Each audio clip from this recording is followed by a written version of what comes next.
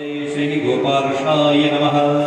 एकदंत्रेण षडोपचारार्थे जलगन्धक्षत पुष्पाणिं समर्पयामि। ॐ तुदीयवस्तु गोविन्द तुभ्यमेव प्राणाय स्वाहा ज्ञानाय स्वाहा शमानाय स्वाहा। फल से भी हाथ लगा दीजिए। ऋतु फल समर्पयामि नमः। कुछ भगवान को दक्षिणा चढ़ाएं। दक्षिणा कृताय पूजाय साधुन्यर्थे दक्षिणायां समर्पयामि नमः। भगवते श्री बालकृष्णाय नमः। दक्षिणा द्रव्यं समर्पयामि नमः। गन्धेन गन्धादिशं पूजयामि नमः। जो कलश रखें इनका ही पूजन कराएंगे। ओम भगवते नमो नमस्ते शरप्रभाय सुशीतिहाराय सुमंगलाय शुभासे हस्ताय दशासिनाय जलादिनाथाय नमो नमस्ते। आपां पतिवर्णाय नमः। एकदंत्रेण गन्धादिशं पूजयामि। ठाकुर जी की माला, ठाकुर जी की माला।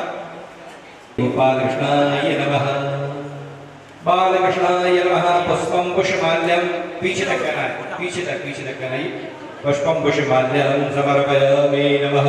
भगवते श्री गोपालकृष्ण देवताभ्यो विश्वोत्पत्त्यादि हेतवे तापत्रय विनाशाय श्री कृष्णाय वयं नमः।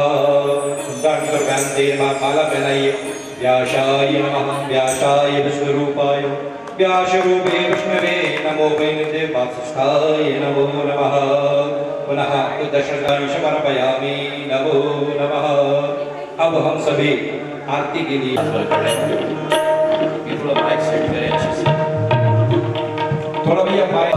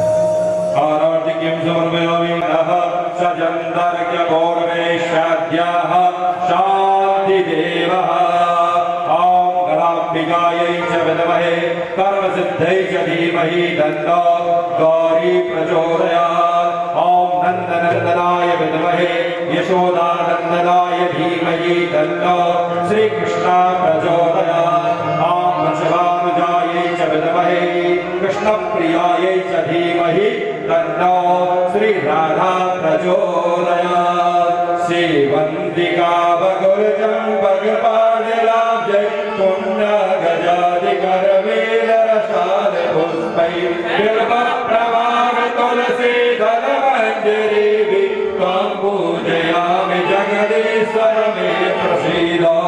नानासुगन्धिपुष्पाणि यथा कालोद्भवानि च पुष्पाञ्जलिर्मया दत्ता परमेश्वर।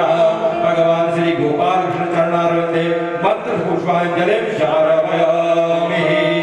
जय तीर्थानि प्रचरन्ति सर्वास्तानि गङ्गणः एकाघं सहस्रयोजक। विष्णु मंगलं गरुडध्वजः मंगलं पुण्डरीकाक्ष मंगलाय तनोहरे। वसुदेवसुतं देवं कंसचाणूरमर्दनं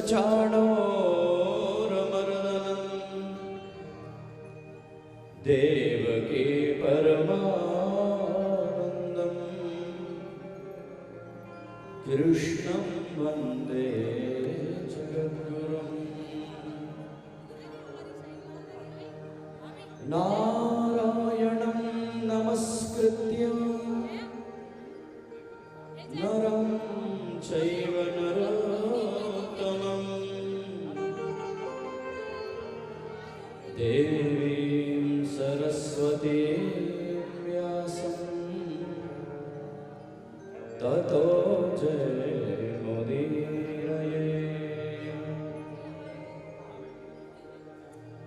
यं प्रव्रजन्तमनुपेतुमपेतुकृत्यं द्वैपायनो विरहकातरया जुहाव पुतुरेति तन्मयतया तरवो विनेदुः स्तं सर्वभूतहृदयं मुनिमानतोऽस्मि।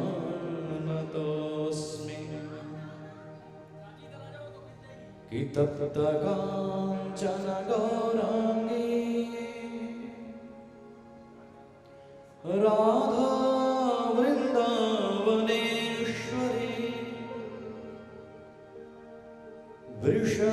वृषभानुसुते देवी प्रणमामि हरिप्रिये। अहो वकीयं स्तनकालकूटं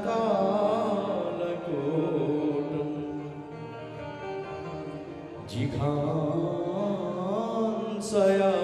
पाययदप्यसाद्वै लेवे गतिं धात्र्युचितं ततोऽन्यं कं वदयालं शरणं व्रजेम।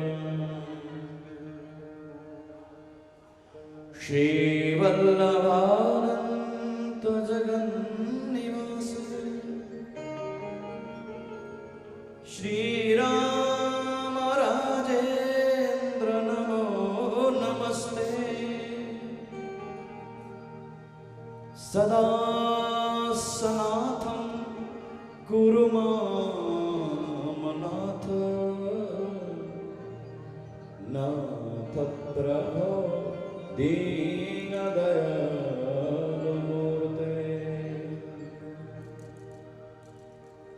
अतुलित बलधाम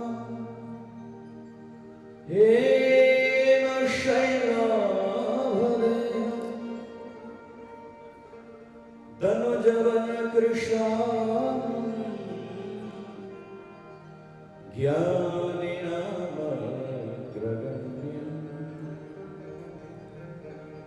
सकल गुण निधानं वानराणामधीशं रघुपति प्रिय भक्तं वातजातं नमामि। जय जय श्री राम रमण, जय जय नवल किशोर, जय गोपीचित चोर प्रभो, जय जय माखन चोर, जय जय माखन चोर। श्री राधा मेरी स्वामिनी, मेरा राधे जगदास, जन्म जन्म मोह दीजिए श्री वृंदावन को।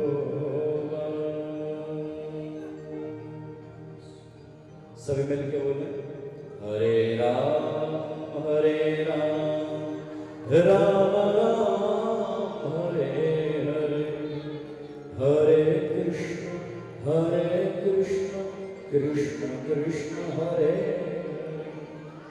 हरे, हरे राम राम राम हरे हरे, हरे कृष्ण कृष्ण कृष्ण हरे हरे।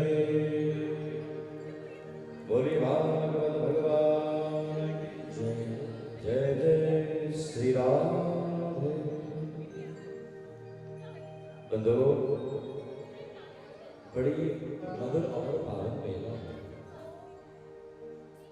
पुरुषोत्तम मास का ये समय हमें जीवन में बार बार सुबह नहीं, और वैसे भी 3 वर्षों के बाद पुरुषोत्तम मास का पुनः आगमन होता है। और श्री हरि का ये परम प्रिय माह है,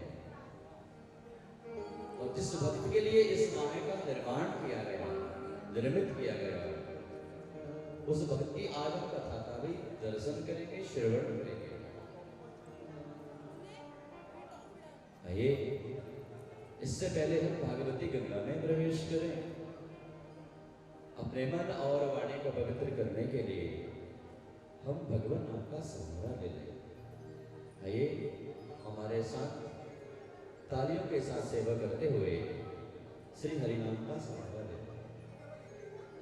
श्री कृष्ण गोविंद हरे मुरारी, हे नाथ नारायण वासुदेव। श्री कृष्ण गोविंद हरे मुरारी, हे नाथ नारायण वासुदेव। श्री कृष्ण गोविंद हरे मुरारी, हे नाथ नारायण वासुदेव। श्री कृष्ण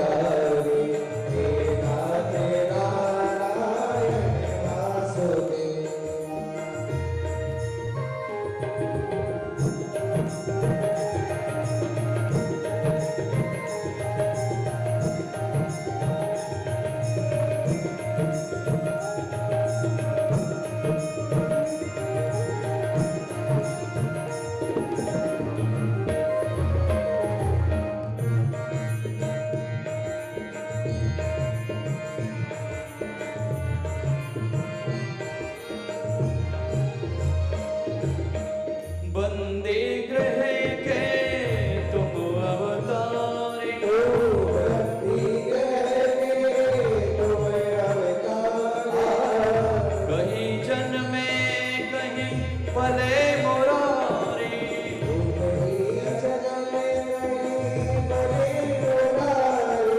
किसी के जाए किसी के कहाए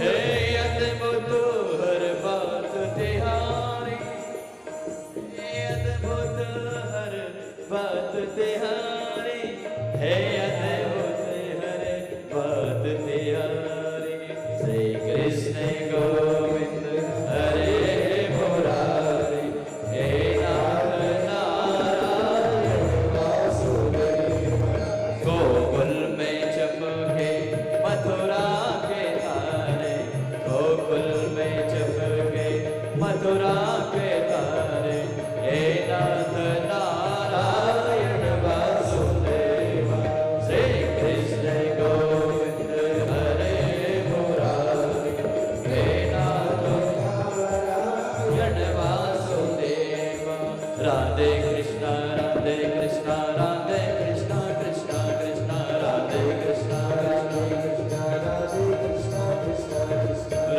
कृष्ण राधे कृष्ण राधे कृष्ण कृष्ण कृष्ण राधे कृष्ण कृष्ण कृष्ण राधे कृष्ण कृष्ण कृष्ण राधे कृष्ण कृष्ण कृष्ण राधे कृष्ण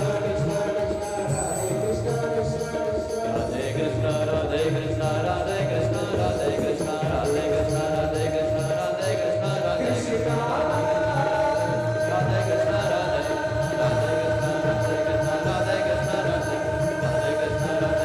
राधे कृष्ण राधे कृष्ण राधे कृष्ण राधे कृष्ण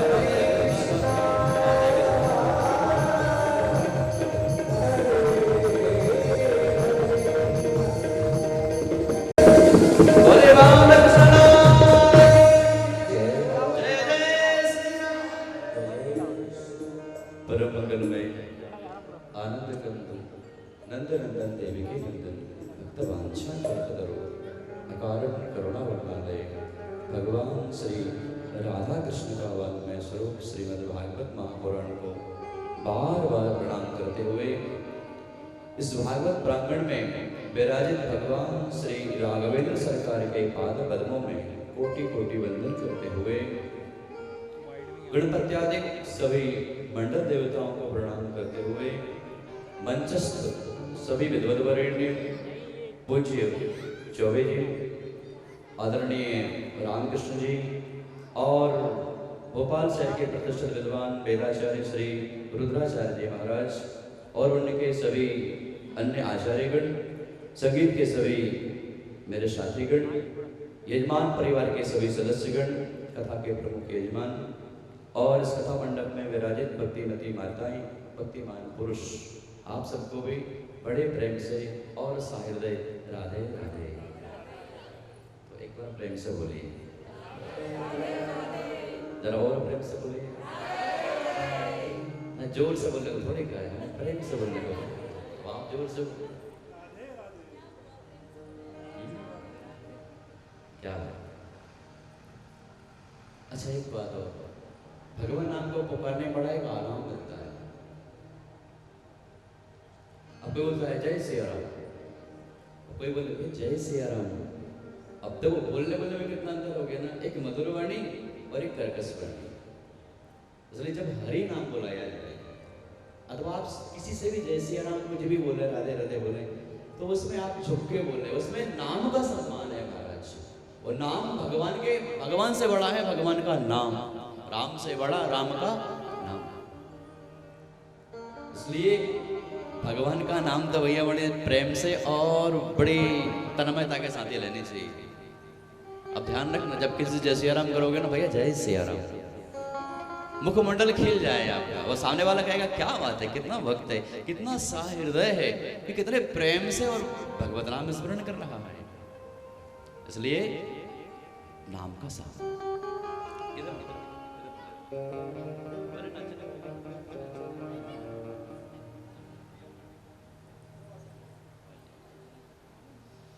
बोलिए राधे राधे।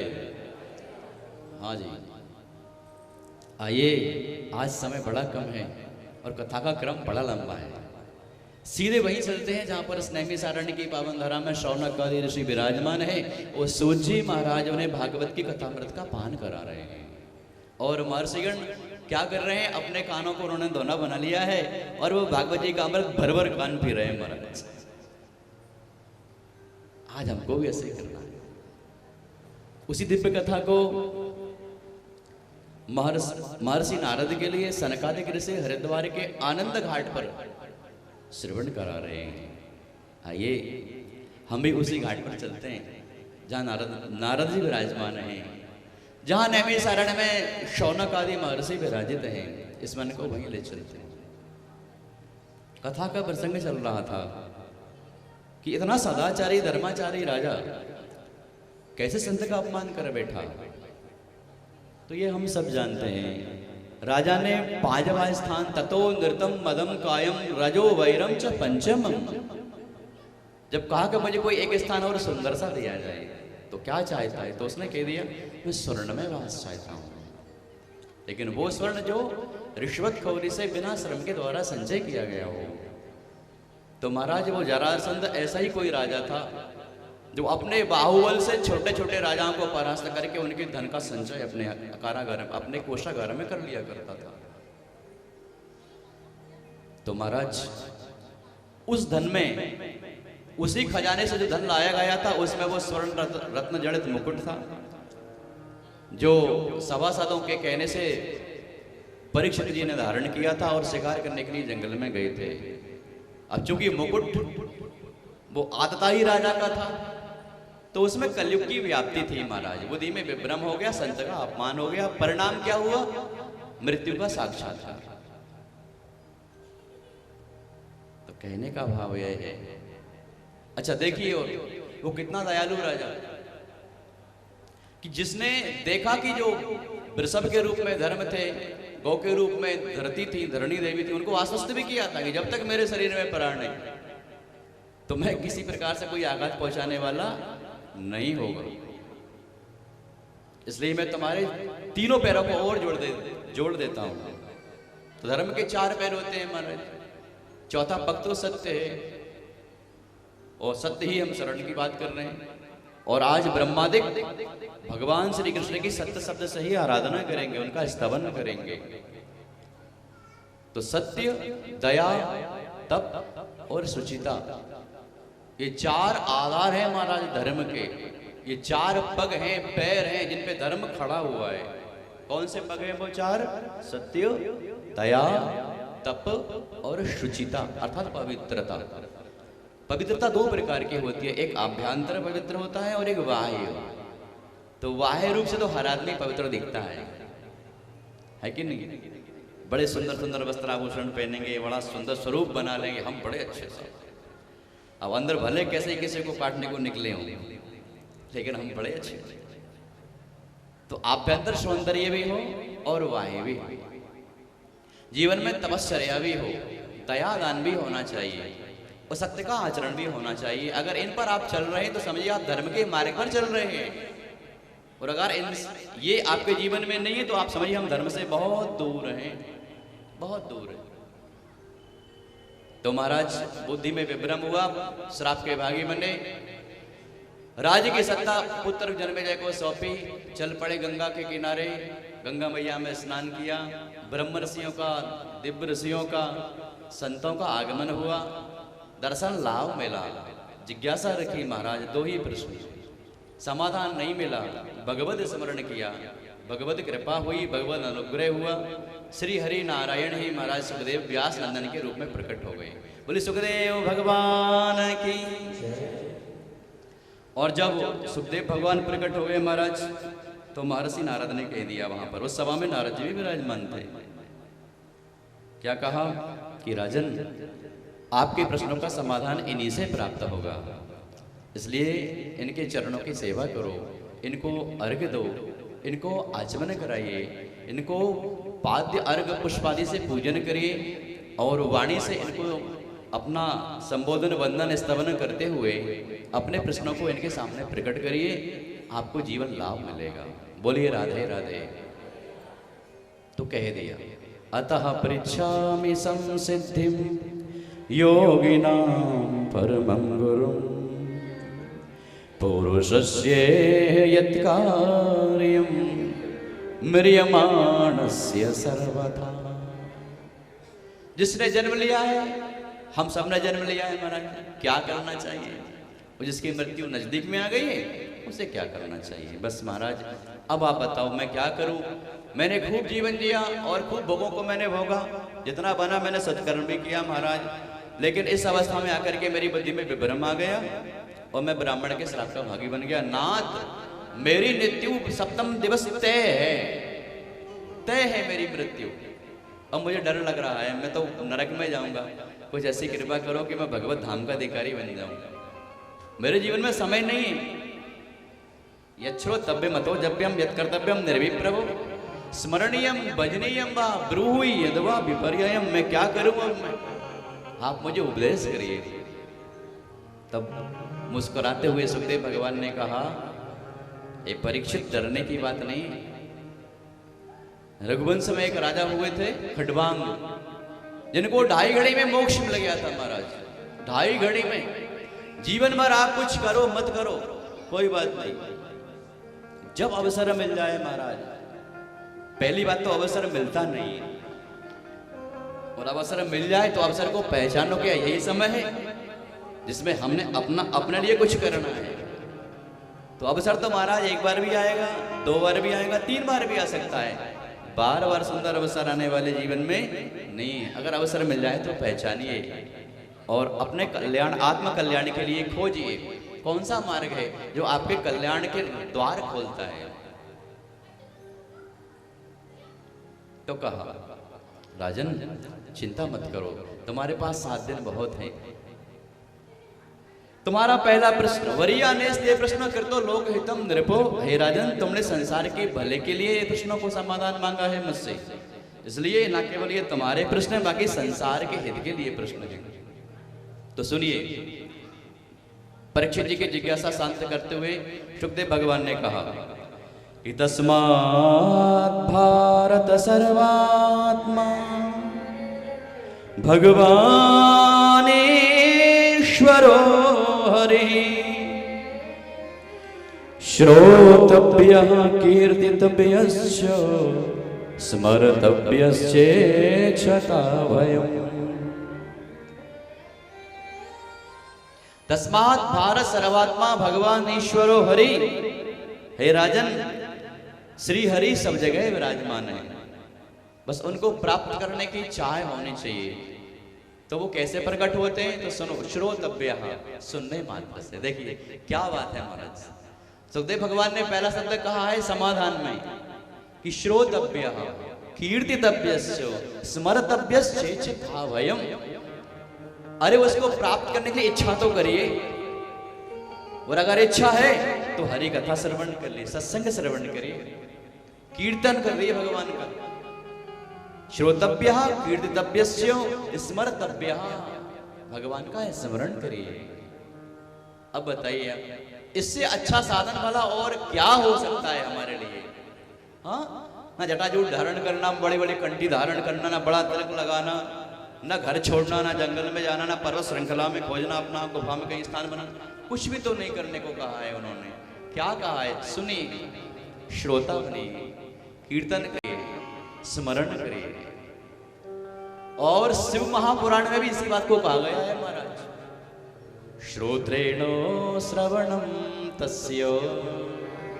शिव महापुराण का वाक्य है, श्रोत्रेणो श्रवणम तस्य वचसा कीर्तनम तथा मनसा मननम तस्य।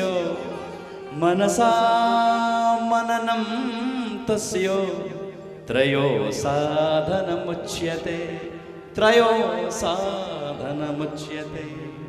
उच्यते त्रयः साधनम। 3 ही साधन है। वो कौन कौन से हैं? पहला है, क्या है? श्रोत्रेण श्रवणम, कानों से सुनिए। क्या सुने महाराज?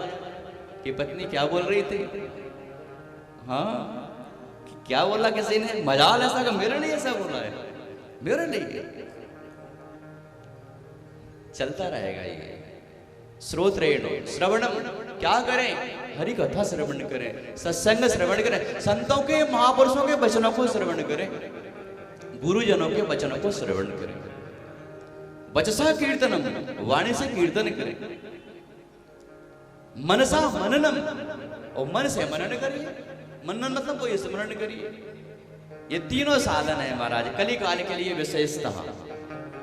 अब अगर इतने सरल साधन आपको मिल रहे हैं कली काल में और इन साधनों में से महाराज आप एक भी साधन ना कर पाएंगे तो फिर धिक्कार है जीवन में। हाँ, ये भी नहीं कहा जा रहा है आपसे कि आप दिन रात बैठिए महाराज स्मरण करने के लिए, नाम जप करने के लिए, कथा सुनने के लिए। ना ना ना ना, दिन रात बैठने को नहीं कहा जा रहा है। क्षण दो क्षण जितना आपसे बन जाए। एक दृष्टांत याद आ रहा है, क्योंकि समय अभाव है लेकिन कह देते हैं। अब क्या करें, हम बात जीवा पर आ गई तो फिर वो तो कहनी ही पड़ेगी।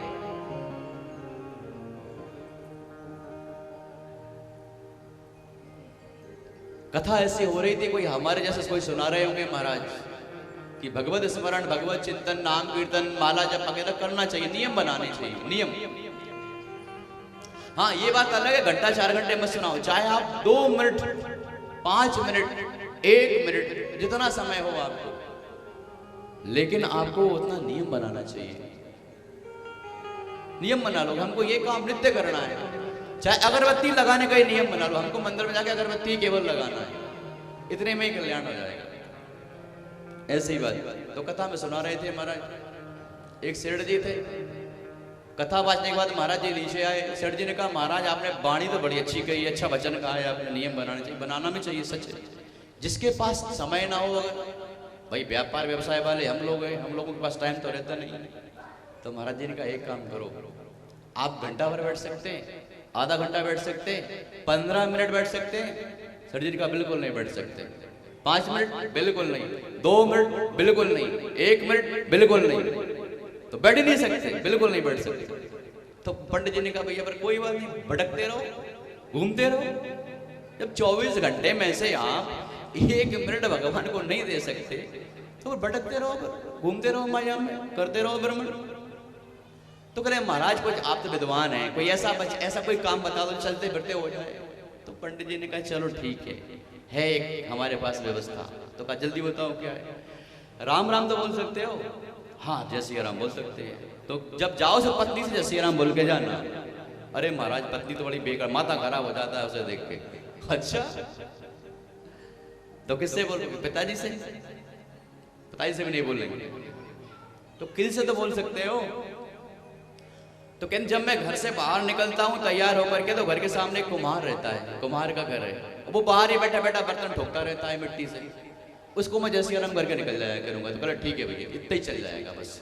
जब तू घर से निकले और गाड़ी पे तू जैसे ही बैठे और किक लगाए, गाड़ी में चाबी लगाए, उसको जैसे आराम बोलना और निकल, इस समय तेरा उद्धार हो जाएगा। चलो ठीक है महाराज, नियम बना लिया। 1 महीना हो गया महाराज। लेकिन एक दिन की बात कि जैसे ही वो बाहर निकला और दुकान जाने के लिए, वो कुम्हार नहीं मिला महाराज बैठा। अब मैं जय श्री राम किससे बोलूं, मेरा नियम भंग हो जाएगा। महाराज ने कहा था कोशिश करें नियम भंग ना हो, क्या करूं। तो कुम्हारन से पूछा, अरे कहाँ गए तेरे वो स्वामी भैया, कहाँ गए? कहा मिट्टी खोदने गए खेत में। अरे राम राम राम, कब तक आएंगे? घंटा 2 घंटा लग जाएगा। अरे राम, मेरी दुकान के सारे ग्राहक लौट जाएंगे, इतना सारा नुकसान हो जाएगा, अब क्या करूं? अब सब्र नहीं हो रही। गाड़ी में बैठ रहे हैं, फिर उतर रहे हैं, फिर बैठ रहे हैं, फिर उतर रहे हैं, राम राम राम राम, क्या करूं? अब उतर के घर में गए। अच्छा बताओ कितने दूर है खेत, कौन सी दिशा में गए? बस थोड़े से रास्ता गए ना, सीधा चले जाओ महाराज, मुश्किल था 2 मिनट लगेंगे, आप तो गाड़ी से जा रहे हो, 2 मिनट में मिल जाएंगे। भाई जैसे आराम कराना। हाँ ये बात ठीक है। तो महाराज कुमारन ने कहा चले जाओ। वही तो चले गए महाराज खेत पे। किस लिए गए? जय श्री राम करने, ताकि नियम भंग ना हो। योग की बात ये इनका वहां पर पहुंचना हुआ। उस कुमार ने जोर से कहती मारी महाराज को उस खदान में, खेत में मिट्टी खोदने का। जैसे ही जोर से कहती मारी और खन्न की आवाज आई, और ये इन्होंने जाकर के जय श्री राम भैया, उधर से खन्न की आवाज, हमने जय श्री राम। और जब मिट्टी हटाई तो पता लगा उसमें सोने का घड़ा रखा था महाराज। तो कुमार ने कहा अरे भैया सेठ जी जय श्री राम, बढ़िया समय पे आएगा, मैं तो ठहरा गंवार, ना कोई पढ़ा ना लेखा, और देखो तो ये सोने का घड़ा मिल गया मुझे, इसमें खेत में गड़ा। कोई किसी ने गड़ा दिया हो, किसी ने उस समय प्राचीन लोग क्या करते, गड़ा देते थे जमीन में। अब आप आई गए हो सेठ जी, और वैसे ही मैं आप भी ना आते तो मैं आपके घर ही लेके आता है इसको। तो आप यहीं आ गए तो अब ये ले जाओ अपने घर, दुकान में बेचना रखना जो करना, और जितने बने मुझे पैसे दे देना, और जितने बने आप रख देना। तो महाराज सेठ जी की आंखों में से आंसू आ गए। तो कुमार ने कहा, अरे सेठ जी कौन सा मैंने बुरा कह दिया, आप रोने के लिए बैठ गए, अरे आप रो क्यों रहे हो, मैंने कोई बुरा कहा क्या? तो सेठ जी कह रहे, भैया तूने बुरा नहीं कहा, मैं तो उन पंडित जी के वाद का स्मरण कर रहा हूं कि उन्होंने कहा था नियम मत तोड़ना, इसी में तुम्हारा कल्याण हो जाएगा। 1 महीने का नियम साधा कि मैं जितना जीवन भर करता रहा मेहनत उतना धन नहीं मिला, 1 महीने में छोटा सा नियम पालन करने में इतनी संपत्ति मिल गई कि मैं घर बैठे खाऊं तो भी नहीं खा सकता। हे भगवान तेरा नाम बड़ा धन्य है। बोले भक्त वत्सल भगवान की। इसलिए आज से सूत्र ले लो कि हमें घर में चाहे 2 मिनट नाम जप करना है, अगरबत्ती लगाना है या दीपक लगाना है या तुलसी दल ही मात्र चढ़ाना है, लेकिन करना है नित्य, नित्य का नियम मानिए। बोलिए राधे राधे। तो उत्तर दे रहे तस्मात् भारत सर्वात्मा भगवान ईश्वरो हरि। भगवान सब जगह सुलभ है, बस उनको आपको खोजने का सामर्थ्य चाहिए। एतावान सांख्य योगाभ्याम स्वधर्म परिनिष्ठया जन्मलाभः परः पुंसा अन्ते नारायण स्मृति, अन्ते नारायण स्मृति। और तुमने कहा दूसरा प्रश्न कि जन्म अंत में जब मृत्यु निकट आ जाए तो क्या करना चाहिए? तो कह रहे हैं कि जीवन का लाभ तो यही है कि जब से हमको जीवन प्राप्त हुआ है, हमने होश संभाला है, हमारा विवेक जागृत हुआ है, उसी दिन से हमको प्रयास करना चाहिए कि आखिरी में जब हम प्राण छोड़ें तो भगवान नाम का स्मरण हो। अंते नारायण स्मृति, अंत में हमारी बिना इच्छा के भी हमारे मुख से राम नाम निकले, हरि नाम निकले, कृष्ण नाम निकले, ऐसा साधन करना चाहिए। लेकिन ये कब होगा? एतावान सांख्य योगाभ्याम। कुछ योग साधना करनी पड़ेगी, ये आदत बनानी पड़ेगी, तब बनेगी। अच्छे काम की आदत प्राय जल्दी बनती नहीं, और बुरे काम तो महाराज पूछना ही क्या है, बनानी नहीं पड़ती, बन जाती है आदत, बस वहां से मिटानी पड़ती है आदत, बुरे काम से नहीं मिटती।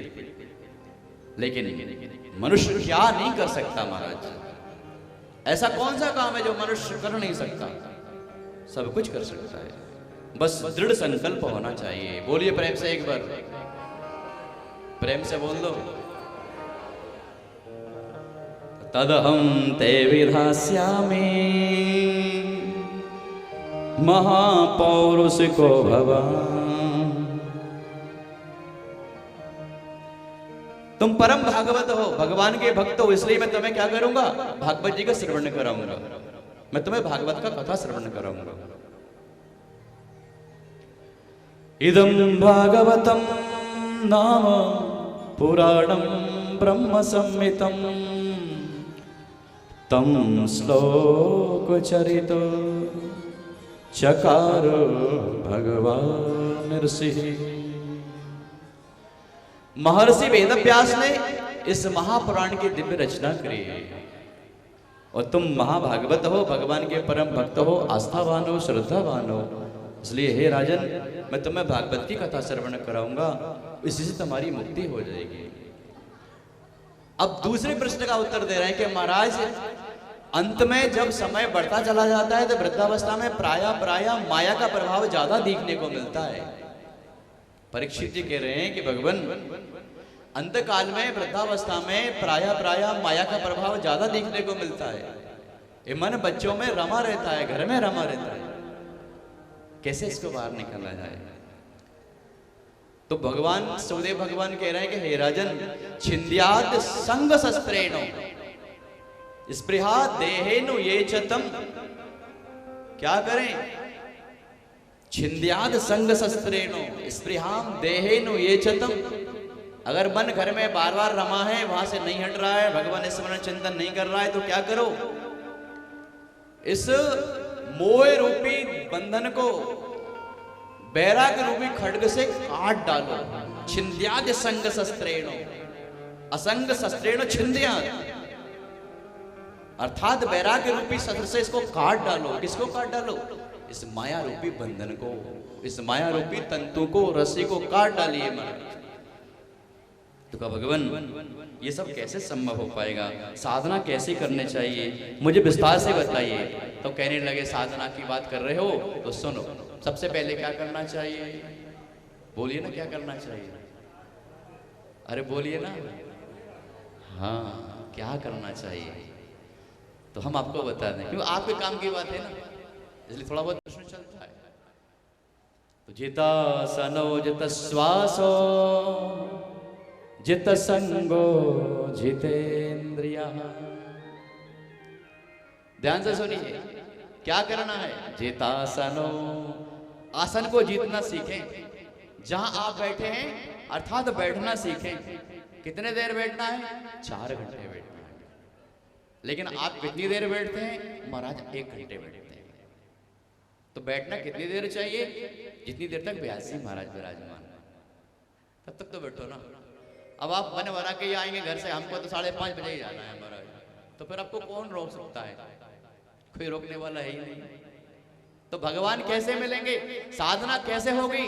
तो कह रहे हैं जिता सनो जित श्वासो जित संगो जितेंद्रिया स्थूले भगवतो रूपे मनः संधारयेद्या।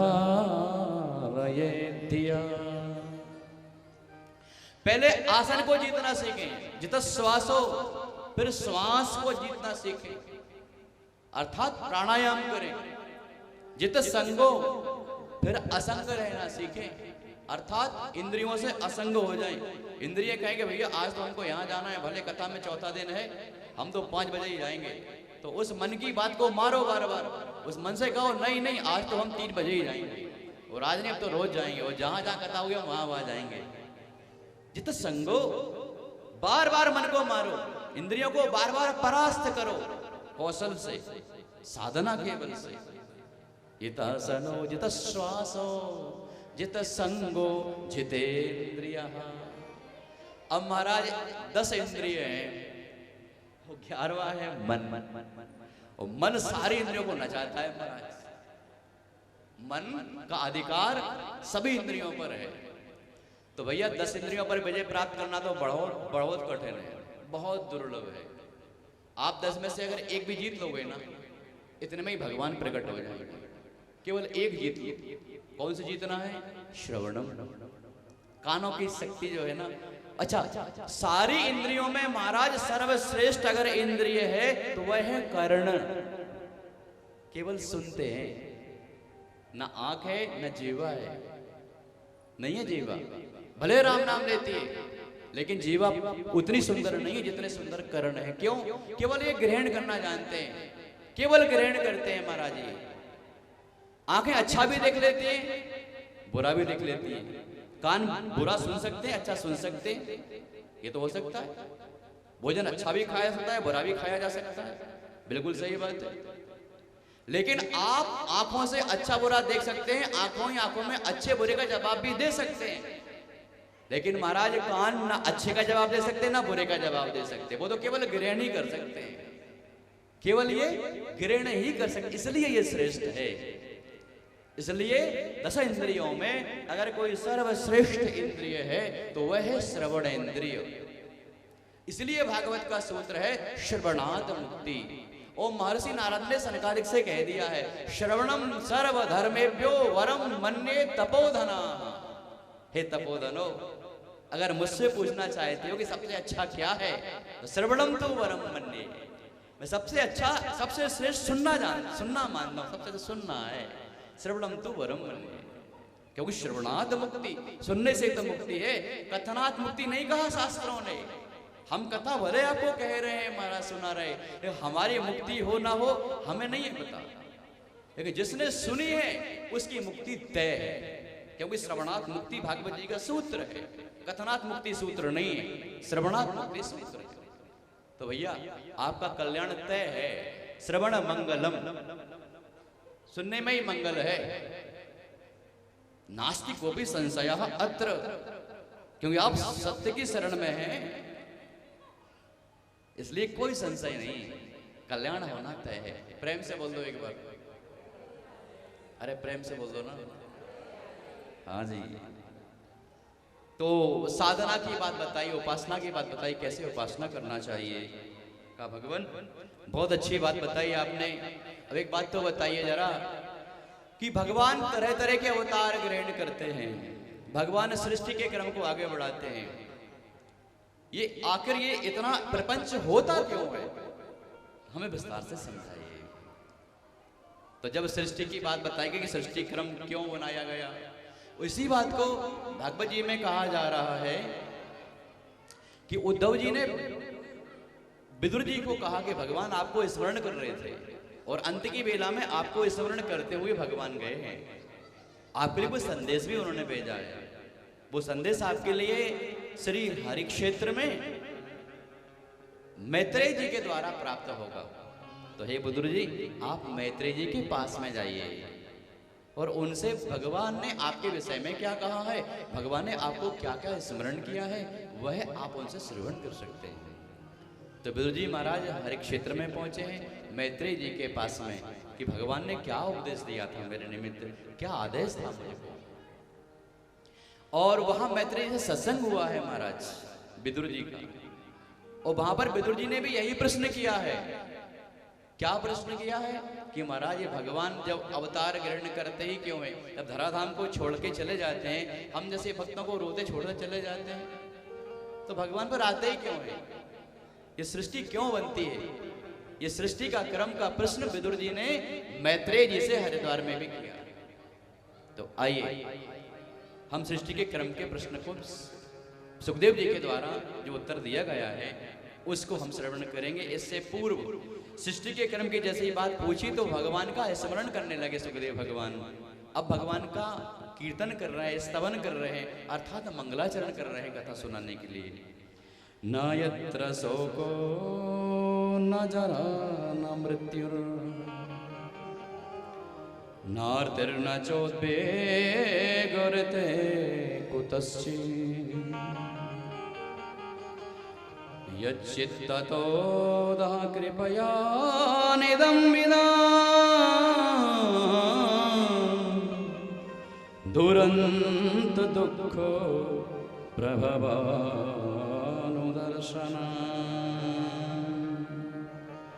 नमः परस्मै पुरुषाय भूयसे सदुद्भवस्थान निरोध लीलया गृहीत शक्ति त्रिताय देना मंतर भवाय नुपलक्ष्य वर्तमने। बोले भक्तवत्सल भगवान की।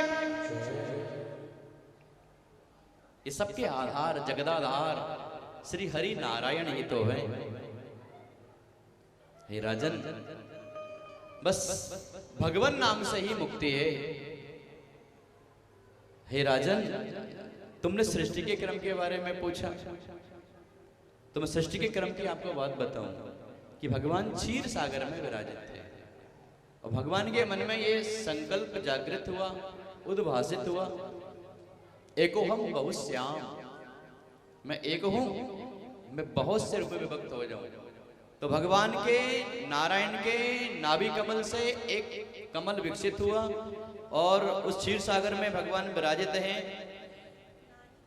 नाभि कमल से ब्रह्मा जी प्रकट हुए और जब कमल पर ब्रह्मा जी ने अपने आप को बैठा देखा तो ब्रह्मा जी ने चारों दिशाओं में देखा कि आखिर मेरा उत्पत्ति का कारण कौन है, मुझे किसने बनाया है।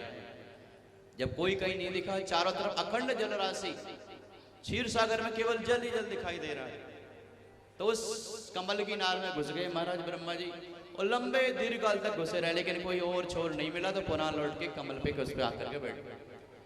जब पुनः आकर के बैठे तो ध्यान से सुना कि शायद मुझे कोई उपदेश दे रहा हो, तो ध्यान लगाया तो पता लगा उस जल राशि से ध्वनि निकल रही थी, ता प ता प जब जल प्रवाहित होता है ना, सुनसान जंगल में जब कहीं सरोवर ऐसा हो जिसमें किसी मनुष्य का स्वर ना हो, तो उस जल से महाराज स्वर निकलेगा, त प अर्थात तप करिए।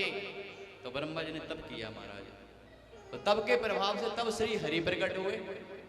पूछा भगवान नमस्ते, मुझे प्रकट किया है आपने, मेरा उत्पत्ति का कारण क्या है? तो नारायण ने कहा, हे ब्राह्मण, मैं चाहता हूं सृष्टि को आगे बढ़ाओ।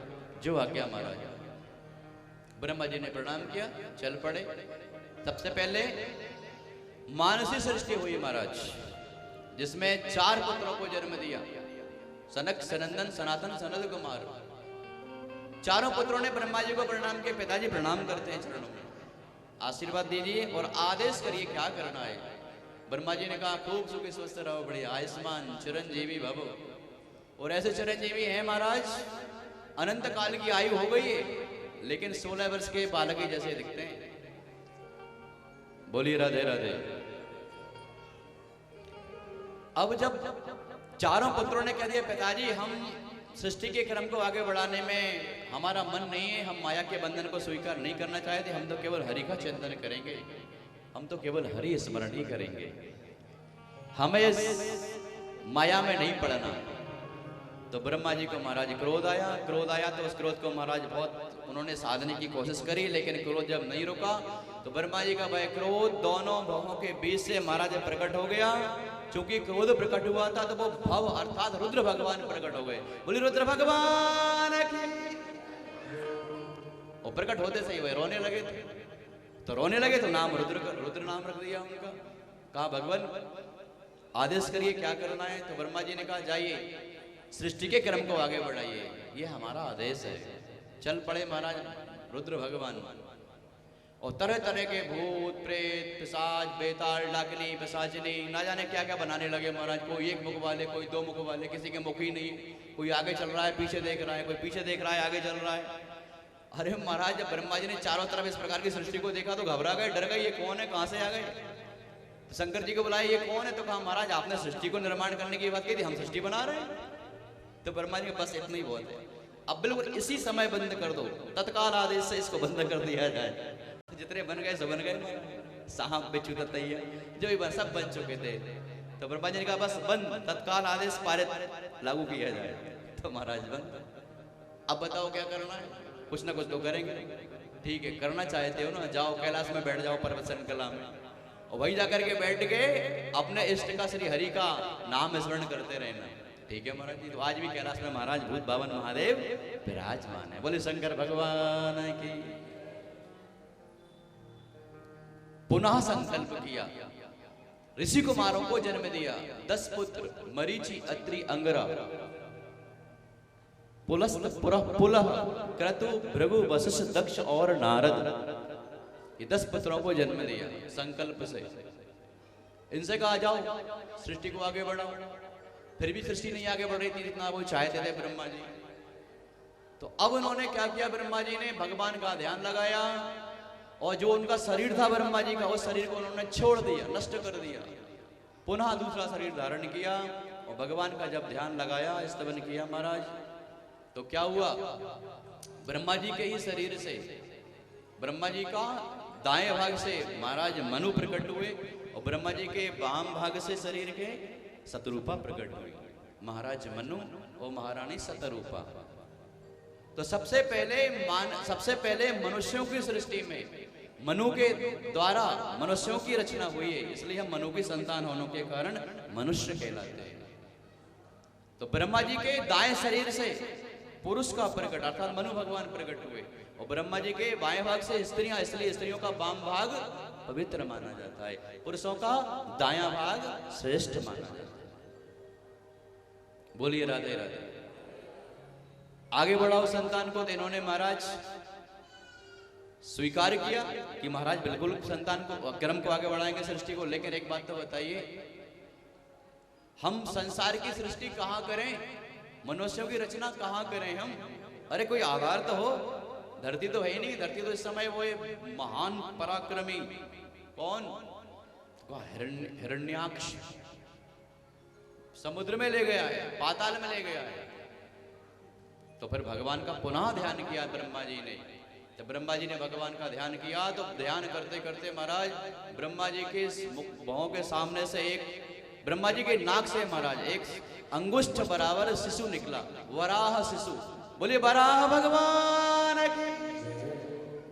और देखते ही देखते वह वराह शिशु रूप में था, पर्वताकार हो गया महाराज। मरीचि आदि ऋषि पहचान गए ये तो श्री हरि ही हैं। सबने प्रणाम किया, ब्रह्मा जी ने स्तवन किया। और हम ये ब्रह्मा जी ने कहा भगवान हम जानते हैं आप श्री हरि ही हैं और हमारी मनोकामना पूर्ति के लिए आपने वराह का अवतार धारण किया है, हम आपको प्रणाम करते हैं। देखते देखते भगवान ब्रह्मा जी के देखते देखते पाताल लोक में प्रविष्ट हुए जल में। और महाराज वहां पर खूब युद्ध हुआ हिरण्याक्ष के साथ में। प्रश्न किया परीक्षित ने, भगवान ये हिरण्याक्ष कौन था और भगवान से युद्ध इसने क्यों किया, बताइए हमको। तो कहा जो मरीचि आदि ऋषि थे इनसे ही संतान आगे बढ़ी, कश्यप हुए। कश्यप की दिति अदिति पत्नियां हैं। तो दिति जो है, दिति के गर्भधारण से ही हिरण्याक्ष और हिरण्यकश्यपु का जन्म हुआ। तो कहा महाराज कश्यप ऋषि के दिति महारानी से ऐसे राक्षसों का जन्म कैसे हो गया, इतने पराक्रमी बलशाली कि वो धरती को लेकर पाताल में चले गए, हमें विस्तार से समझाइए। तो सुखदेव भगवान कहते हैं राजन परीक्षित, हिरण्याक्ष का जन्म की कथा इस प्रकार से है। सांझ की बेला थी, सांझ की बेला, और महर्षि कश्यप हवन कर रहे थे उस समय। दिति महारानी गई, वहां पे दिति महारानी गई, कश्यप जी को प्रणाम किया। भगवान जिस प्रकार एक हाथी सहसा ही केले के पेड़ को उठा करके जमीन में आकर नष्ट कर देता है, वैसे ही काम ने मुझ पर आक्रमण कर दिया है और मैं अपनी सद्बुद्धि खो चुकी हूं, मेरा विवेक शून्य हो गया है।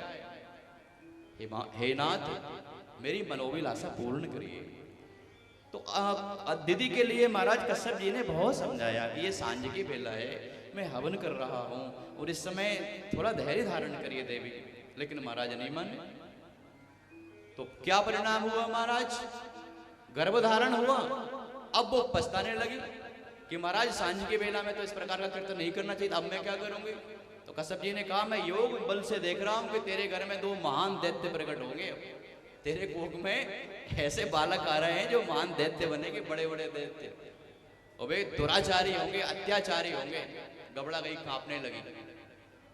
100 वर्षों तक महाराज केवल गर्भ धारण किया, बाहर नहीं निकाला। क्यों, संसार के लोगों के लिए कष्ट पहुंचाएंगे, ऐसे बच्चों को जन्म मत दो जो संसार के लिए हानि पहुंचाए। अगर किसी को कल्याण नहीं कर सकते तो किसी का हानि क्यों पहुंचाएंगे।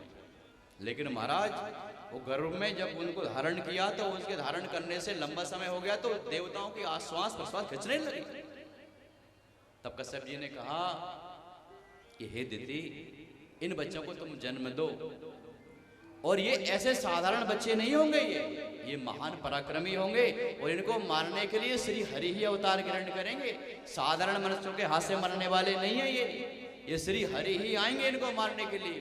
तब दिति का मन प्रसन्न हो गया कि मरना तो सबको है महाराज, अगर श्री हरि नारायण प्रकट होकर के धराधाम पर इनको मारेंगे मेरे पुत्रों को तो भला कौन सी बात है। अरे मरने के बाद ही उन्हीं के धाम को जाते हैं, और अगर वो मरने के पहले वो खुद लेके जा रहे हैं तो सच्ची भला और कौन सी बात हो सकती है। इसलिए प्रभु बड़ी अच्छी बात है, पुत्र को जन्म दे दिया महाराज। और धीरे धीरे वो पुत्र महाराज छोटे छोटे आंगन में खेलते खेलते पर्वताकार हो गए। वो हिरण्याक्ष इतना पराक्रमी के अलग, भैया मुझसे युद्ध करो, अब कोई युद्ध करे मुझसे। भैया ने कहा यार हम तो भाई भाई, हम क्या युद्ध करें, एक काम कर तू चला जा कहीं, जहाँ तुझे कोई जंगल मिल जाएगा युद्ध कर लेना। तो महाराज समुद्र में कूद पड़ा महाराज, वरुण देव के पास में गया, हे वरुण हमसे युद्ध करो। तो वरुण देव ने कहा भैया हम तो छोटे मोटे शरीर वाले हैं, हमसे क्या युद्ध करेगा, हम तो तेरी आवाज को सुन करके, तेरी होंकार सुन के ही डर गए, देख हम तो कांपने लगे, हमें कहाँ सामर्थ्य युद्ध करने। तो पर बताओ हमसे कोई युद्ध करने वाला है कि नहीं है संसार में। तो वरुण जी ने कहा भैया हम तो नहीं बता सकते कौन है, तुम तो आगे चले जाओ, कोई ना कोई मिल जाएगा, क्योंकि भगवान ने सबके लिए सबकी व्यवस्था करके रखी है, कोई ना कोई तो मिलेगा। योग की बात, नारद जी वहां से निकलते हुए दिखाई दिए। तो वरुण देव ने कहा देखो देखो वो नारद जी जा रहे हैं, नारद जी जा रहे हैं, मतलब तुम्हारा काम सफल होना तय है। जिसको नारद मिले उसका काम तय है, पूरा होना, चले जाओ तुम्हारी कामना पूरी अवश्य हो जाएगी। महाराज बढ़ा दिया वरुण देव ने, कौन को, हिरण्याक्ष को, नारद जी से। अब दैत्य तो दैत्य ही होते हैं महाराज, उनकी वाणी तो कर्कश होती है। ए नारद रुको रुको रुको रुको। नारद जी ने कहा अरे वाह, कोई पहला ऐसा मिला है जो हमको इस प्रकार से बोल रहा है। हाँ भैया जयराम जी की नारायण नारायण बोलो, क्या चाहे तो हमसे युद्ध करो। तो महाराज जी ने कहा भाई हम तो हाथ में बीड़ा लिए, तू गदा धारण करता है, हम हाथ में बीड़ा धारण करते हैं। भाई तेरे पास गदा है तो हम गदा धारण करते तो युद्ध करते हैं ना। हाँ अच्छा, तू इतना बलशाली है, इतना बल अगर हमारी भुजाओं में होता तो हम तुझसे युद्ध करते। भाई युद्ध करो बराबरी वालों से, तो वो युद्ध है। हम सूखे सागे, हम तो केवल हाथ में माला लेके बीड़ा लेके घूमने वाले, तू गदा लेके घूम रहा है कंधे पर रख के, भैया हम तुझसे युद्ध कैसे करें। तो फिर केवल नाम रखना, केवल नाम जपना आता है और कुछ नहीं सीखे तुम। नारद जी कह लगे नहीं हम सीखे तो बहुत कुछ है, हम युद्ध नहीं कर सकते तो क्या हुआ, हम करवा तो सकते हैं। हम युद्ध नहीं कर सकते तो क्या हुआ, युद्ध करा तो सकते हैं। बताओ है कोई हमसे युद्ध करने वाला, कोई है? अब तुम्हारा चिल्लाने लगा है कोई? तो नारद जी ने कहा चिल्लाओ मत यार, मत चिल्लाओ, शांत रहो, बता रहे हैं, थोड़ी शांति तो रखो जरा। नहीं अभी बताओ। तो ठीक है अगर अभी बताना, चले जाओ सीधे यहाँ से, बिल्कुल सीधे सीधे चले जाना नाक की सूद में, तो मैं युद्ध करने वाला कोई ना कोई अवश्य मिल जाएगा। कोई ना कोई कौन? अरे तुम जाओ तो सही जरा, वही मिलेगा। और तो महाराज चला गया सीधा नाक की सूद में, सीधा सीधा गया। उधर से श्री हरि वराह रूप में धरती को धारण करके महाराज अपने जो दांत थे उन दंतों पर धरती को धारण करके भगवान श्री हरि वराह रूप में धरा को लेकर के आ रहे थे पाताल लोक से। ये मिल गया, ललकारा इसने हमसे युद्ध करो। और महाराज भगवान ने मुस्कुरा करके कहा ठीक है, युद्ध की चेतावनी दे रहा है, युद्ध भी करेंगे। तो भागवत जी में वर्णन आया है, सुखदेव भगवान कहते हैं राजन परीक्षित भगवान के साथ में खूब युद्ध हुआ। भगवान ने तो पहले खूब छकाया, उसके लिए खूब छकाया, और फिर अंत में एक मुष्टिक प्रहार किया तो उसके प्राण घात हो गए महाराज, उसका मृत्यु हुई हिरण्याक्ष की। भगवान ने पुनः अपने दंतों पर धरती को धारण किया, उस अखंड जल राशि के ऊपर आ गए भगवान, और अपने खोरों से उस जल राशि को भगवान ने स्तब्ध किया, स्तंभित किया, और फिर धरा को वहां पर रोपित कर दिया।